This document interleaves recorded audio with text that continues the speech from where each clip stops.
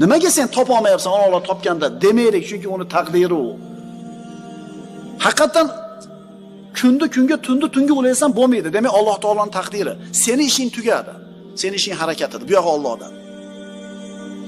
Endi kufr olamidagi odamning holini qarang. Yuguradi, yeladi, harakat qiladi, sabab qiladi, natija bo'lmasa tushkunlikka tushadi, o'zini o'ldirishlikkacha boradi. Ammo iymon olamida-chi? Hamma sabab qilgandan keyin natija bo'lmasa, demak Allohdan ekan deydi, rozi bo'ladi, ajr oladi. Al-Akram, o'ta karamli bo'lgan Robbisi shu narsani taqdir qilgan edi unga. Alloh qizg'anmagan edi, Alloh baxillik qilmagan edi. Men qildimmi harakatni nimaga bermading demaydi. Chunki karamli, o'ta saxovatli bo'lgan Robbis shu kunda taqdir qildimi, demak shu sizga yaxshi ekan. Endi nima bo'ling? Rozi bo'ling. Innama yuwaffas sabirun ajrahum bighayri hisab.